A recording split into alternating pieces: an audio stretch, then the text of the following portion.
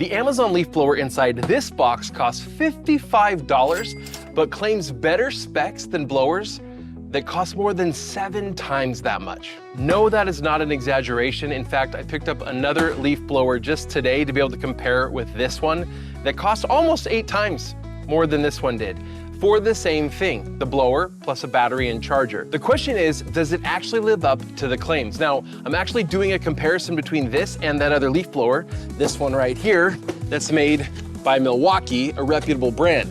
And in that video, I'm doing a bunch of scientific testing and everything. So if you want to see how this one stacks up in comparison, you're going to want to make sure you go check out that video. But first, today we're going to unbox this one. We're going to get it out of the box. We're going to charge up the batteries. We're going to do some initial testing and just see how it works outside the box without muddying it up with comparisons to anybody else. So let's go ahead and jump right in. We'll start by opening it up and putting it together and see what we can do. Now, while I'm pulling this out, I got to share with you some of the specs on this thing. It's nuts. The brand is Pilento. I thought it was just Plento. Never heard of them before, but that's pretty typical of a lot of these brands we're seeing on Amazon these days.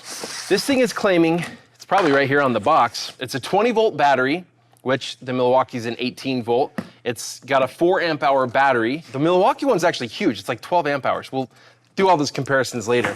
But what's crazy is what this thing's claiming it can do. It's not even on the box. That's nuts. It's just in their marketing. Here's what it says. It says that it can blow 650 cubic feet per minute. 650, that's crazy. It's 280 mile per hour winds. I don't know about that, but I guess we'll see. It has variable speed, so it can have 3 different speeds. According to reviews on Amazon, it's got high reviews, 4.4 stars on average. There's several 1-star reviewers that say there's no way that it has that claimed miles per hour or CFMs. One of the reviews, I gotta read this. This is really funny. It says, wind speed is a joke. It's much more like 80 miles per hour. Chose this because the specs rated it at 650 cubic feet per minute, 280 miles per hour. I doubt it pushes a third of that. Another person said, batteries don't last, but 10 minutes at best in full power, but has great power for those 10 minutes for sure. And another person said, it's a step above a toy blower. So then it makes you wonder, like, how does it have 4.4 stars? With over 316 ratings at the time that we pulled this. But we checked a fake reviewer checker website, and it said that most of the reviews look legit. So that's what everybody else says. Let's see what we think when we put this thing together, charge up the batteries, and start using it. All right, so what comes in the box? An instruction manual. There's a 1-year warranty. It says, don't return the product to Amazon, contact us first. Let's look here. We've got a battery. 4-amp-hour Plento battery. A second battery, which is nice, because when one battery dies, if you have another one already charged, you can kind of swap them out and keep going. Odds are that you're not going to be able to get one fully charged while you use up the other one if you need to, like, blow for a long time. You're going to have to wait. After you've used up both batteries, it's going to be a little bit. So we got the 2 batteries. We got a little end that reduces the size. So you see how it's a little bit of a nozzle. That's going to get you a little bit faster speed coming out the end versus if you just use the hose without the little nozzle. Here's the main tube. Here's another box. Okay, so it's just a little plug-in charger. It's not the kind of charger that the batteries slide into. Makes me wonder if it charges slower as a result. I wouldn't be surprised. But it does have the charger.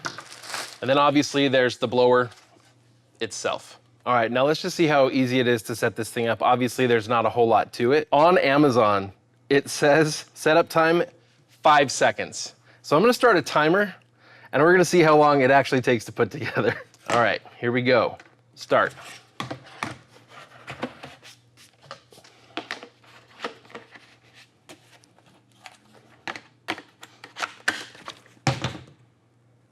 That took me 10 seconds. Now, I had to push the button on and off, but I gave it a decent attempt, and it took me twice as long as they said. All right, and then it's ready to go. Now, I'm actually gonna go ahead and charge up the batteries, make sure they're both fully charged before I go test this thing out. But first, let's just talk initially, just the overall build quality and how this thing looks, just right off the bat. I've had other blowers, I've had other nicer electric blowers. I have the one from Greenworks, the 80-volt. I've also got a fairly inexpensive but decent gas-powered one. The plastic used to make this tube does feel like a little bit lighter, less expensive plastic, but I think it's gonna hold up. it just might be susceptible to cracking. So like if you left it out in the sunlight, I wouldn't be surprised to see this plastic start to degrade. So as long as you keep it out of the sunlight, it's probably gonna be fine. It does have a little battery indicator light here on the side. So when I turn it on here, it will tell me, get us focus. That little light right there tells me the battery's half full. It says that it has 3 speeds. I got 1, 2, 3. It does have 3 speeds. So that's pretty cool. Let's go ahead and charge up the battery. And I've got an anemometer. It'll only go up to like 60 miles an hour. So we'll see if this is hitting at least that. We're not gonna be able to test the super high speeds that it claims, 280 miles an hour, because it takes like a several $1,000 anemometer to be able to measure that, and I don't have one of those. But we'll make sure that it's running at least the, well over the 60 miles an hour that it says. In fact, we'll test on the lowest speed, and if that's going over the max of the anemometer, then I'll feel pretty good that even if this doesn't meet what it says it can do spec-wise, we'll be able to see how it handles. The cool thing is that when we do the comparison with the Milwaukee, we're gonna be able to see how well it does compared to the Milwaukee. And so if it does as well as or better, then we'll at least know that they don't lie about their specs any more than anybody else does. All right, we'll charge up a battery, and then we'll be able to do some real testing. All right, now I've had a chance to use this for a little while this afternoon. Got the batteries charged up. The battery took, if I had to estimate, I think it was about an hour to charge up from where it was. I think it had 2 bars. That could mean it was anywhere from a little over a quarter full to a little less than 3/4 full. And it took about an hour or so and it charged up. I charged the second battery as well. I put it on here and I've used it for a little while. A couple of things that I noticed that are concerns for me. One, the switch. Watch, it's got the battery in it. I switch it all the way to on, nothing happened. You gotta turn it on slowly. Okay, that happened when I was out and about. It was kind of weird. It's almost like the motor, like when you kick it all the way on into full gear, it can't like start itself if it's all the way turned up. I don't know, it feels a little cheap. But when I went out and used it, it does the job. And again, at a fraction of the price of comparable blowers. Now, let's talk comparable here for a second, because this thing advertises that it can blow, I think we said 240 miles an hour. And I maxed it out on the medium setting.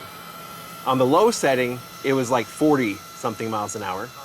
On the medium setting, it was just a little bit over. So I would guess probably 70 to 75 miles an hour. The thing could read it, and if I turned it a little to the side where the wind wasn't blowing straight in, it would register it in the 60s. But then when I switched it just a little bit to get it totally straight, it would go over the top. So I'm guessing 65 to 75. So if I had to guess the top speed on here, it's not 3+ times that, which is what they advertise. No freaking way. Probably not even double that. So I'm guessing this thing gets up to maybe 120 miles an hour. About half of what they advertise, which is disappointing to me. Understandable for the price, but why the heck advertise that if that's just not the truth? I also noticed that when I was using it, when I'm out blowing, so I'm kind of moving it around like this, I could kind of feel that wobbling, the hose just kind of wobbling a little bit. So again, it just has a little bit of a cheapness feel to it. Other than that though, it does its job. It's a blower, it blows. I think it could do a pretty decent job. Now, if you've got a lot of leaves to blow in the fall every year, and you're gonna have wet leaves to blow, it's probably not gonna be powerful enough. But if we're talking about clearing grass off a driveway or just a small suburban yard with a few leaves, it's gonna do the job just fine. And again, at a fraction of the cost of other units. So that's my review of the Pilento Amazon Special. Again, at its price, it can't be beat. But if you're gonna have any sort of serious use, it's probably not gonna be enough for you. Now I encourage you to go watch this next video here where you see how this compares to a much more expensive, but lower spec'd blower made by Milwaukee. So go check out that video now, and we'll see you all there or in the next video here on Fixter.